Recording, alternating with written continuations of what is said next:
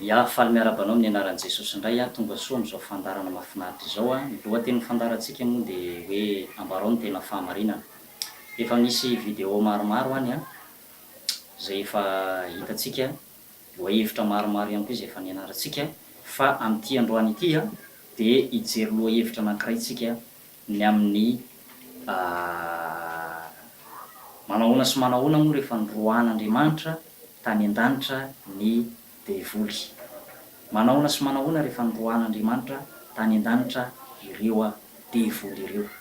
Avy hatrany dia hijery andiny soratra masina izay mifanoraika tanteraka amin'izay tsika izay ao amin'ny Apokalipsy 2:2-7. Izao mivaky ny teny amin'ny anaran'i Jesosy. Ary nisy ady tany an-danitra, Mikaela sy ny anjeliny niady tamin'ilay dragona, ary ilay dragona mba amin'ny anjeliny kosa dia niady, nefa tsy naharesy sady tsy nisy fitoerana ho azy intsony tany an-danitra. Ary nazera ilay dragona lehibe dia ilay menarana ela izay atao hoe devoly sy satana, izay mamitaka izao tontolo izao, dia nazera tamin'ny tany izy ary ny anjeliny koa niaraka nazera taminy. Dia nahare feo mahery avy tany an-danitra aho nanao hoe ankehitriny dia tonga ny famonjena sy ny hery sy ny fanjakan'Andriamanitsika ary ny fahefan'ny Kristy, satria nazera ilay mpiapanga ny rahalahintsika dia ilay mpiapanga azy eo anatrehan'Andriamanitra andro aman'alina. Ary izy ireo naresy azy noho ny amin'ny rany zanak'ondry sy ny teny filazana azy, ary tsy nakama amin'ny ainy intsony izy na dia nofaty azy. Ary noho izany mifaliry lanitra sy anareo izay monina ao aminy, loza ao am-pon'ny tany sy ny ranomasina, fanidina ao aminareo ny devoly sady manana fahatezerana lehibe, satria fantany fa kely sisa ny fotoanany. Eto dia ahitantsika tantara izay karazana anekdoty moa zany na tantara tena nisy marina tany an-danitra tamin'ny fotoan'androny, rehefa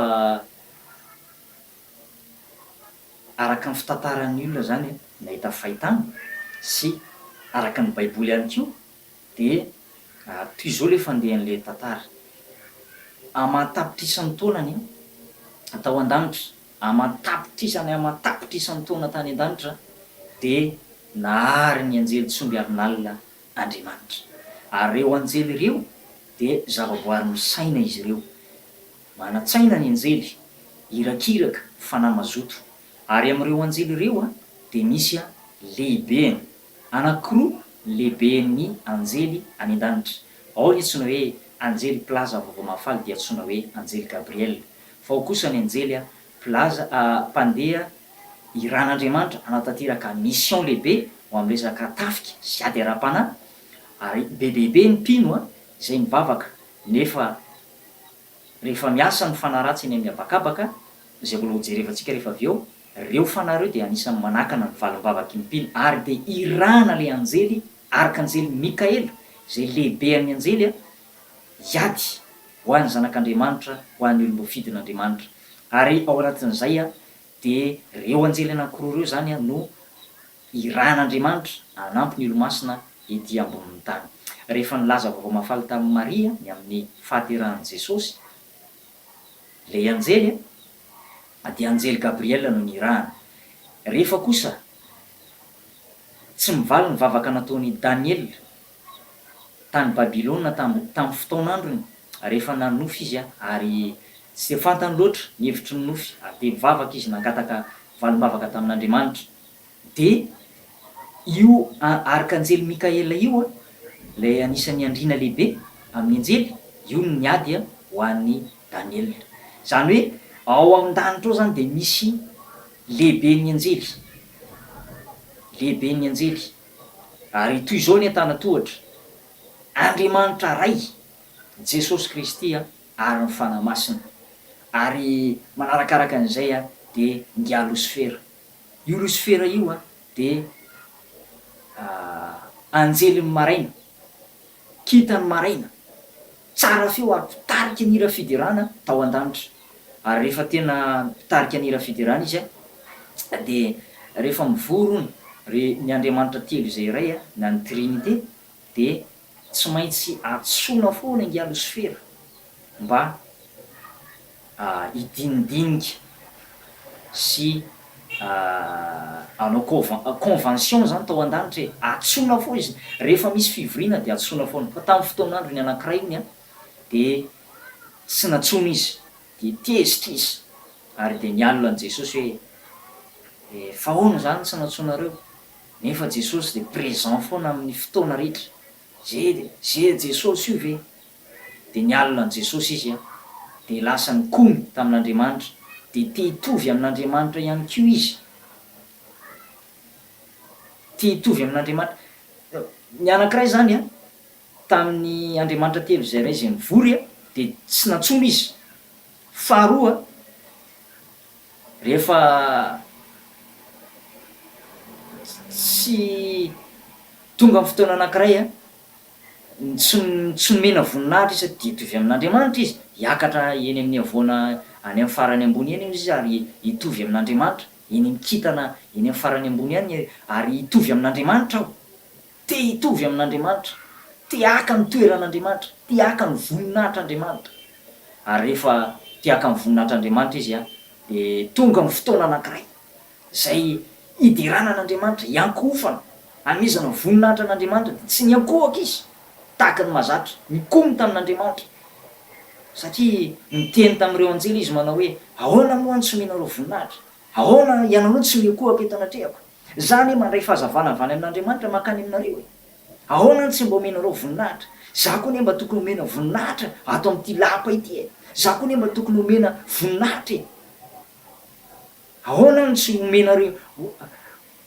voninahitra ahoana ny tsy hajainareo de nytominy a hikomy amin'Andriamanitra na anohitra an'Andriamanitra ny un tiers ny anjely tao an-danitra ndray apatelony a nytominy Losifera hikomy amin'Andriamanitra ary de tezitra Andriamanitra ary namoaka fitsarana tsy azo ivalosana de nazera any amin'ny elo a ny devoly ray apatelony tonga de nazera an'Andriamanitra Jesosy a misy fotoana tamin'ny Luka toko fa raiky amby roapolo Luka toko fa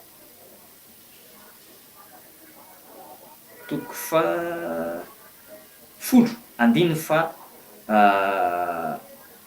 valo ambin'ny folo Luka toko fahafolo andininy fa valo ambin'ny folo fa hoy Jesosy taminy nahita ny Satana latsaka avy tany an-danitra tahaka ny varatra zany hoe nazera an'Andriamanitra mihitsy latsaka avy tany an-danitra tahaka ny varatra eto zany a de mahitatsika hoe niala tany an-danitra Losifera ary omena anarana izy a antsoina hoe Satana am'izay satria izy tsinona no jeneraly mpitarika ny devoly jeneraly ny devoly zany na lohan'ny devoly akoatra ny Belzeboba de mbola misy amboniny Belzeboba de Losifera zany ary tany amin'ny apokalipsy no tsika de mahita teny fa rehefa nazera an'Andriamanitra niala ny voninahitr'Andriamanitra teo aminy niala ile famirapiratana niala ile fahazavana de lasa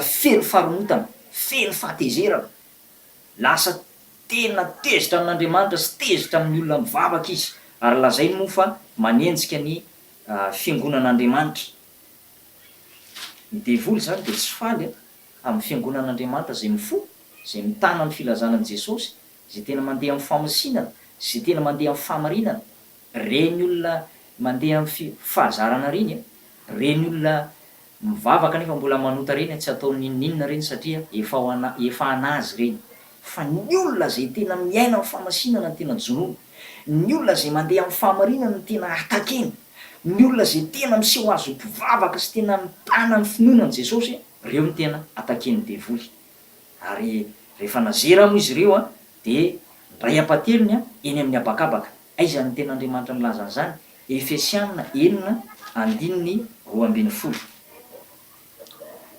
fa isika tsy mitolona amin'ny nofo aman-drà fa mifanapahana sy amin'ny hery sy amin'ny mpanjaka ny famezinana eto amin'ity tany ity ary amin'ny faratsiana ara-panahy eny amin'ny toerana avo io le teneniko aminao to hoe faratsiana ara-panahy eny amin'ny toerana avo eny amin'ny abakabaka eny zany eny amin'ny abakabaka reo le devoly a andihana devoly a manakana ny vavaky ny zanak'Andriamanitra, manakana valim-bavaka, manakana fitahina, manakana fahasoavana.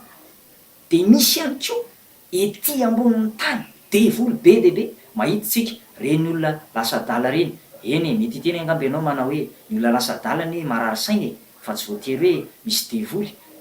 Depression morale reny, mety marina ny teninao, fa misy tompoko tena hoe itoerany fanahy maloto mihitsy, itoerany fanahy ratsy. Indray mandeha Jesosy de nandeha nakeny amin'ny fasana ary nisy lehilahy anankiray azony devoly teny amin'ny fasana tany Gadarenina no nisehony tantara tamin'izay. Ary io lehilahy io de nifatotra nandritry ny taona maro zay efa tsy fantatry ny rahalany, tsy fantatry ny fianakaviany intsony fa de eny amin'ny fasana eny ny fonenany.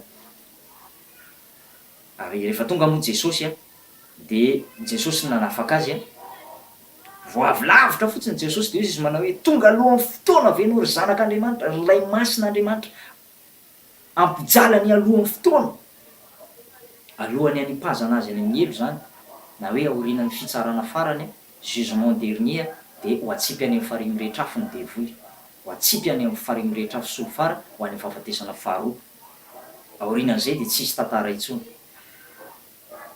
Te ilaza aminao manao hoe misy devoly eto ambonin'ny tany, misarika ny olona hisototoka, misarika ny olona hijangajanga, misarika ny olona ho amin'ny tena hoe fahavetavetana, hisarika ny olona ho amin'ny fakambadin'olona, hisarika ny olona amin'ny fangalarana, amin'ny asanjolahy, amin'ny tsy fahamarinana, amin'ny resaka kolikoly, amin'ny be debe eny fana de ao an-tranon'Andriamanitra azy.